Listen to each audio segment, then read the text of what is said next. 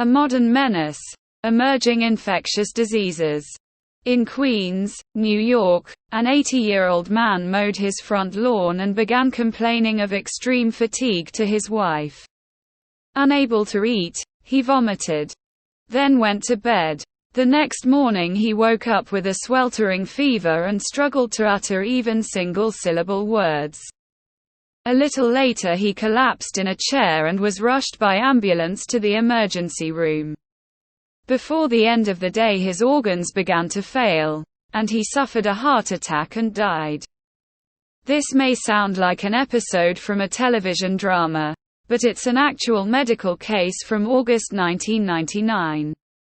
Just a short time before his death, the man had been bitten by a mosquito carrying the West Nile virus, a pathogen that had never before been seen in the Western Hemisphere.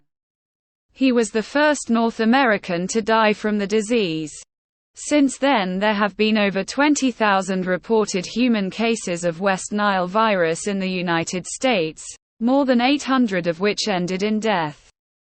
In addition, countless similarly infected crows, chickens, pelicans and other birds have died.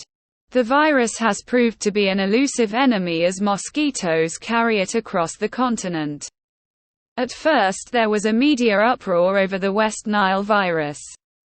Yet it is just one of a long list of emerging infectious diseases in the world today caused by contagions that have only recently been discovered.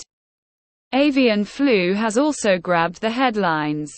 But others on the list include dengue, Ebola and Marburg hemorrhagic fevers, Nipah virus encephalitis, Hendra virus disease, Lassa fever, hantavirus pulmonary syndrome, monkeypox, Lyme disease, SARS, and drug-resistant forms of tuberculosis, malaria, staphylococcal infection and salmonellosis.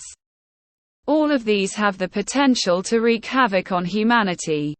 Just as the human immunodeficiency virus, HIV, has already done. An estimated 25 million people worldwide have died from it. After all, medical science has made incredible advances in the last century. People were looking at progress with antibiotics and vaccines, and the real problems of mankind were going to be related to old age rather than communicable diseases. This optimism led to a widespread belief that humankind had won the war against infectious diseases. Medical researchers began to focus their efforts on chronic ailments such as cancer and heart disease rather than communicable diseases. Today many new diseases have been emerging. And there has also been a resurgence of infections like malaria and tuberculosis. According to WHO, at least 30 new infectious diseases have emerged in the last 20 years. Many of which evade traditional therapies and have no cure.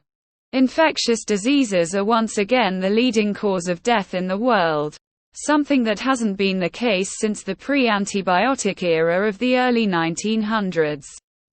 Three of a kind. Emerging infectious diseases can be grouped into three categories of causation: viruses that have mutated or genetically recombined to become new strains or novel microbes. Viruses that had previously existed only in one part of the world and started appearing in new regions, and viruses that may have existed for millennia but weren't discovered until recent years. A disease that fits into the first category is AIDS, which came into being through genetic recombination, says Roy Anderson, Fellow of the Royal Society and Professor of Infectious Disease Epidemiology at the University of London's Imperial College. Recombination is when two different viruses infect the same cell. Then the genomes get jumbled and something totally novel comes out, he explains. HIV, for instance, is thought to be a fusion of the simian immunodeficiency virus, SIV, which infects monkeys and apes, and a similar virus that infects humans. An example of the second category is the West Nile virus. This pathogen was first isolated in Uganda in 1937.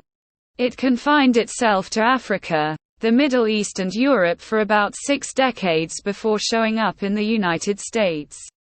Migrating birds may have carried the virus to Europe. But how it got to North America is uncertain.